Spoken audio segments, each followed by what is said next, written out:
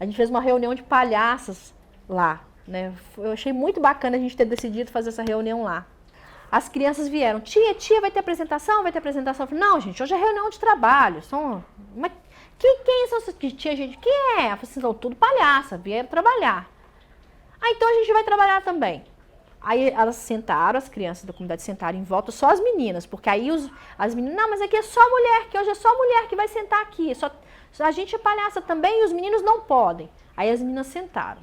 A gente estava conversando coisa de trabalho e em algum momento elas participavam, davam opinião. Tia, eu posso fazer isso? Eu falei, pode, não pode. Por que eu estou contando essa historinha dessa reunião de palhaças lá em cima no Morro da Piedade? É buscar uma referência às meninas, que elas podem ser palhaça, que elas podem trabalhar com arte se elas quiserem, que isso também é trabalho, né? Então acho que são essas pequenas doses homeopáticas de referência, que a gente vai buscar ali naquele território de construção, assim, sabe? De formas educativas junto com eles, de estar com as pessoas, de trazer outras possibilidades. Se dá certo, se não dá, mas a gente está ali junto com eles.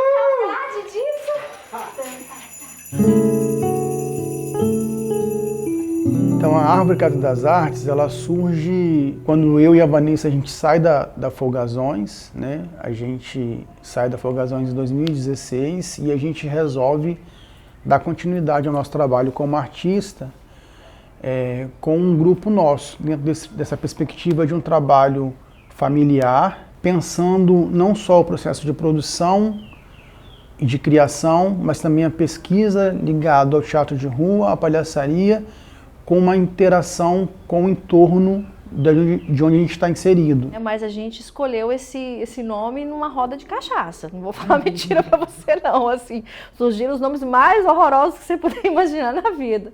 Depois a gente deu sentido para ele, que é o sentido que a gente tem da nossa existência.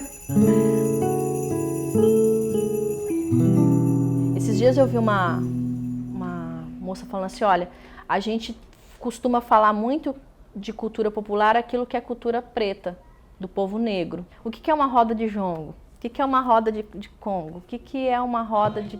Quem que toca coco? É o povo preto, essas referências são deles. A gente foi buscar nesses espaços, nessas pessoas, uma referência para esse trabalho. Falando só do Espírito Santo, o Congo ele vai ter uma forma muito peculiar de se fazer e de se expressar. Então o ritmo do Congo na Serra ele não é igual ao ritmo do Congo da Barra do Jucu, que não é igual da Fonte Grande, que não é igual de Colatina, que não é igual de uma tribo indígena, mas é Congo. E aí quando você pensa o Congo a nível de Brasil, as congadas mineiras, a congada do Nordeste, então eles vão ter particularidades que é original de cada lugar. Mas o que a gente faz é teatro, é o nosso trabalho teatral. A partir desses elementos que a gente entende que são parte do plural e do mosaico que é a cultura brasileira. Então a gente bebe nessas fontes. As pessoas não bebem determinado tipo de coisa, bebe banda de rock, bebe isso, vai produzir. Enfim, a gente bebe na cultura do povo brasileiro, essa diversidade do povo brasileiro.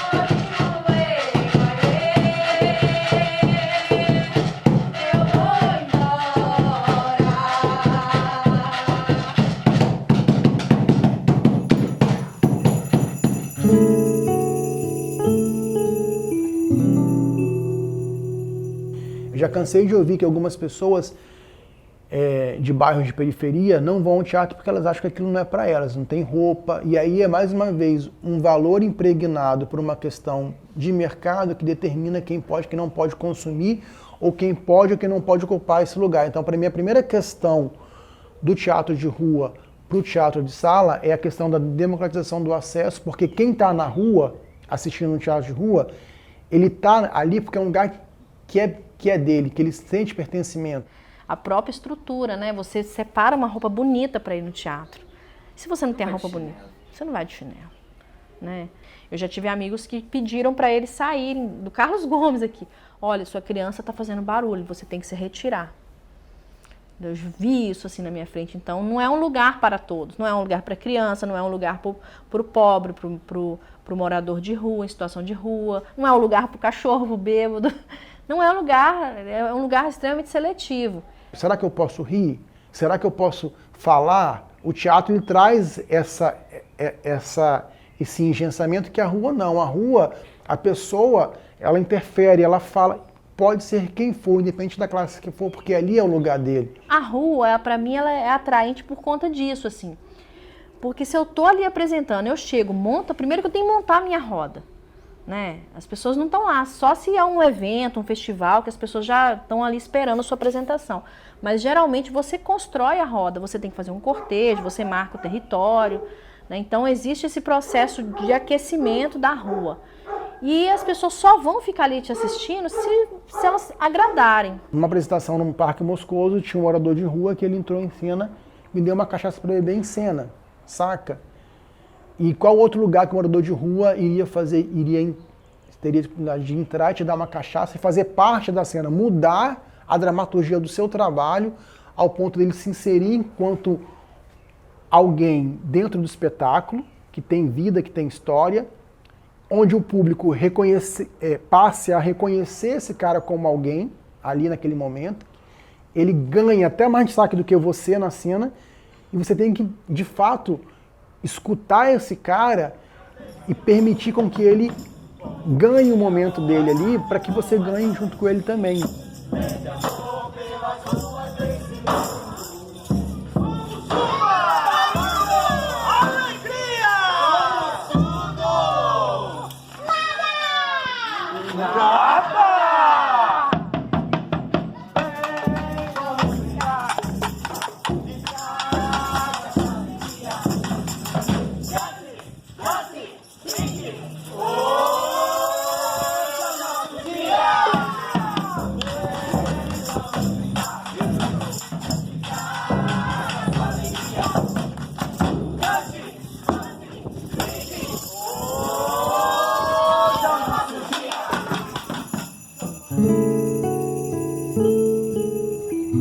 Piedade é o nome que dá lugar a essa comunidade aqui vizinha da gente.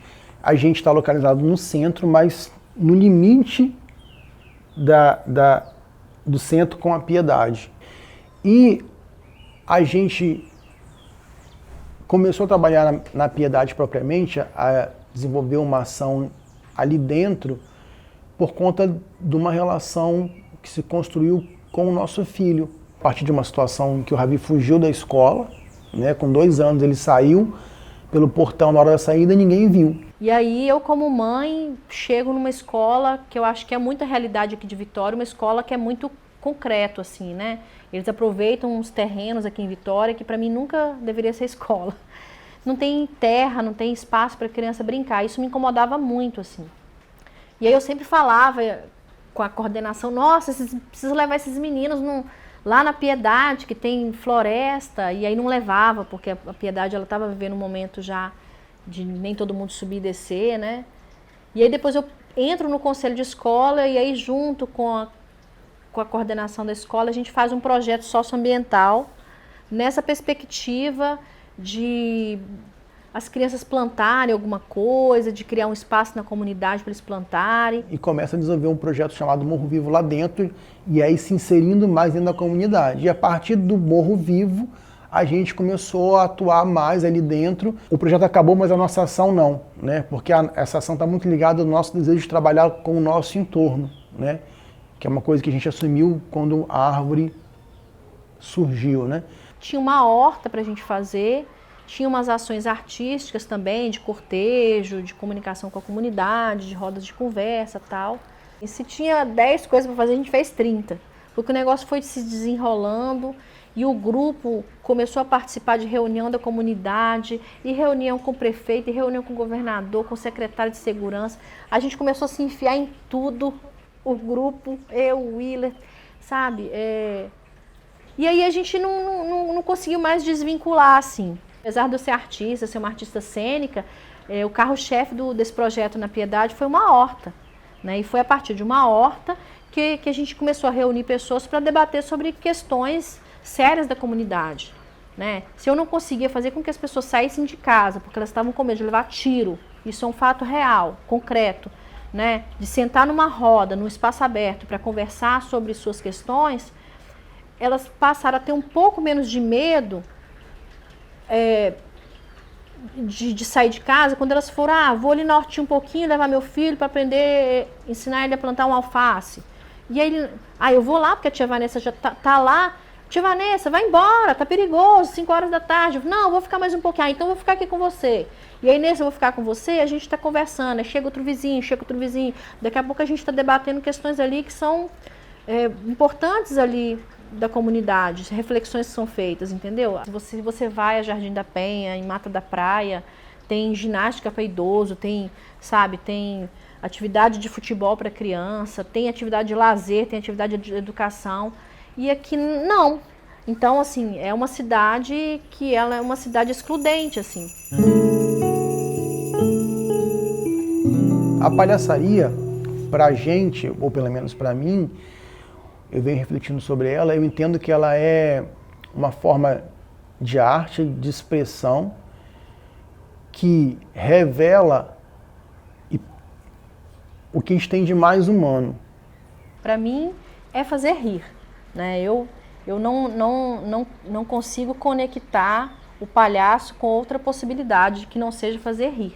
Eu sou palhaça e eu sou palhaça para fazer rir. Ela apresenta a gente para o mundo com todos os nossos defeitos. A palhaçaria nos faz perceber que nós somos imperfeitos e incompletos. E ela assume isso como modo de expressão e de linguagem artística, no caso, poética. Ela é uma forma da gente expressar comicamente algo que é interessante, algo que é pertinente ou algo que é urgente no momento, né? A gente pode pegar uma situação atual e trazer para a comicidade. Acho que a gente usa muito a comicidade para fazer críticas, seja no âmbito político, no ambiental, que a pessoa recebe essa crítica de uma forma leve, espontânea, divertida, melhor do que ser sempre maçante e ficar falando que aquela coisa, nossa, estamos com um problema muito grave, preocupante. A gente pode falar das coisas mais cabulosas e sérias e necessárias, mas eu preciso falar e que geram reflexão, né? Ou não também, eu posso fazer um trabalho que só para a pessoa fazer rir, né? Que também é um direito. Eu tenho falado muito isso, eu aprendi muito isso sobre o direito ao riso, né? Porque a gente busca e luta por tantas coisas, e o riso também é um direito da humanidade. O riso ele é necessário. Quando você ri, você movimenta o diafragma, você vasculariza todo o corpo, você tira o estresse. Então, o riso ele é terapêutico, ele é necessário para a humanidade. Ele não é só um entretenimento, uma coisa que você faz depois de todas as coisas importantes da sua vida, agora eu vou rir. Não, o riso ele tem que nos acompanhar. Porque a gente vive numa sociedade que tende sempre a afirmar aquilo que é perfeito, aquilo que é correto, e a negar o erro, a negar o feio e a negar os nossos defeitos. Então a palhaçaria, ao contrário disso, ela assume isso e ela aceita isso como uma possibilidade de potência também no mundo, e que é aceitando isso que ela nos faz de fato humano, porque ela reconhece o que a gente é em todas as nossas contradições.